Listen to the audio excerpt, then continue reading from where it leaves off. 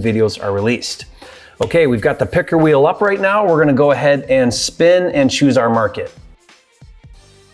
Okay, looks like Tucson is the winner, so we're gonna now look for a distressed property in Tucson. Okay, so here we are on Redfin. We're gonna use Redfin this time to look for a property in Tucson. So if I go to Tucson, Arizona, and I search, it's going to pull up the entire, greater Tucson market. It's gonna show me everything that's active. And next thing I wanna do is if I go over here and I click more filters, click house, and then I'm gonna go down here and I'm gonna click this fixer upper only tab, or this checkbox here. Now what this does is Redfin has a search filter where it basically looks at all of the comments and it tries to find keywords that relate to a fixer upper. So it's gonna look for, needs work, TLC, handyman, things like that. And that's why I love Redfin, because it actually has a feature for that. Now, if you're on Zillow and you do this, it doesn't have that. You have to actually have your own list of keywords that you can search. I've created a master list of keywords. I'll give that to you for free. I'll put the link in the description. But you can go in and you can start plugging in those keywords on Zillow and do the same thing. So it's a lot more work on Zillow, but Redfin, it kind of does it for us. So it found a handful of homes. I'm gonna go ahead and click apply filter. And then sometimes what I like to do is I like to sort where it says on Redfin on days, so I can kind of see what's the newest properties, and then we can kind of go from there. So, like if I look through some of these, this one looks kind of interesting here. It's for $179. It's a 3-bedroom, 1-bath, 1,000 square feet, been out for 17 days. Let's take a look at what's going on here. Okay, so clearly this is a distressed property. Look how old the kitchen is and just kind of hammered. So this thing just needs a full rehab. It's not even livable in that kind of condition. Holes in the walls, just pretty hammered, but it's only 1,000 square feet. So I would probably spend around $35,000 to go in and just kind of update this house. That would be flooring, kitchen, counters, all of it. Maybe a roof, doesn't look that bad. Definitely clean up this wall out here and do some other things. But since it's only 1,000 feet, 35 grand is gonna pretty much get us a pretty good rehab done. So budget 35 on our rehab. And now let's look at some comps and see what this thing will sell for. So what I'm gonna do is I'm gonna go ahead and favorite this. Then I'm gonna duplicate my tab. So I have 2 tabs. On the second one, I'm gonna click neighborhood. It's gonna jump me down here to Miramonte Terrace. So if I click on that, it's gonna show us, there's our neighborhood. There's where we're at right here on Georgetown. And then what I'm gonna do is I'm gonna go ahead and change some filters. I'm gonna put house, I'm gonna put solds. I'm only gonna go back 6 months because there's plenty of inventory. And I'm gonna put a max of maybe 1,200 feet. If I put a max of 1,250, let's go a little bit higher, that might kill us. So 1,500, yeah, that brings a couple back in. So I've got plenty of comps right here in that neighborhood. And let's see what we get here. So we got a 208, there's one. We got a 242. Now that's bigger, 1,500 feet. A 205, another 205, a 210 for this guy here, 1,200 feet. Let's see, are any of these flips? See if we can get inside. So this one's not a flip, but it's in really good condition. I'm curious on this 242, what happened here? Yeah, this is a flip. So you can see here, brand new rehab here. It's bigger though, it's 1,500. Up over here we have a 218, 218,000.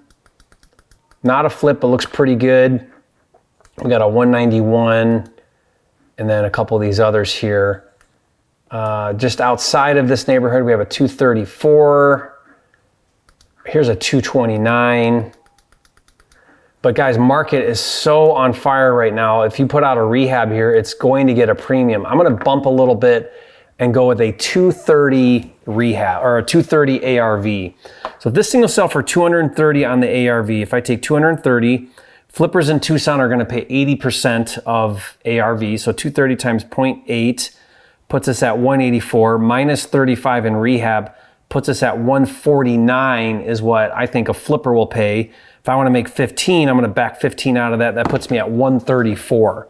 So if I could buy this for 134, I think I could wholesale this to a flipper for 149, 150. So 134 is our number.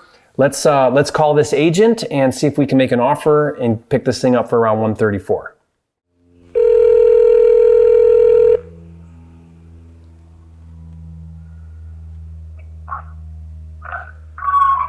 Hi, this is Miriam with the Corner Connect team. Hi, I'm looking for Michael Rhodes. All right, so I work with Michael Rhodes. Can I take a message? Yeah, I'm calling about one of his listings. I think I've got a different number here. Can I try to call him on his cell? If you have a cell phone number, yes. Is it 877-4940? That's the office number. Oh. I mean, I can take a message. Did you want information on one of the listings? Yeah, I'm an investor. I want to make an offer, but I want to talk directly to him. Oh, okay. Well, I'm his assistant, and I can help you with that. Okay, I'm unrepresented, but I want to make sure that I offer him to represent me as the buyer on his own listing. Does that make sense? Okay. Yeah. Are you not a buyer's agent? You're just you're his assistant? Yeah, I do have my license as well, but Okay. you can work with him directly if you'd like. Yeah. I'll probably assist him with it. So. I see. Okay. So did you want to make a written offer, or did you want to do verbal? Probably just a verbal right now. I mean, I'm a little bit lower from where you're at, so from where it's listed. I'm calling about Georgetown. Okay. I know that listing. Okay. 1108 South Georgetown. Yeah, it's listed at 179. I mean, do you know about that property? What can you tell me about it? I'm a flipper, so I'm looking at it to flip. Yeah. So the seller's disclosures are very limited. He did purchase that wholesale, so he doesn't know much about it either. So. Oh, okay. I mean, I can ask. Yeah, I can ask to see if they can give me the seller's disclosures, but they're going to be very limited. Okay. Interesting. Okay, so this was an investor who bought it and just put it back up for sale? Correct. I see. Okay. So they're trying to wholesale it. If it doesn't happen, then they're just going to flip it themselves and put it on the market. Yeah. Okay. Well, I'm kind of need to be down around where they bought it, so I might not be the right buyer for it. Okay. Because I see they bought it a month ago for 133. So I didn't see that before. I'm looking at that now. They bought it for 133 and they put it back up for sale for 179.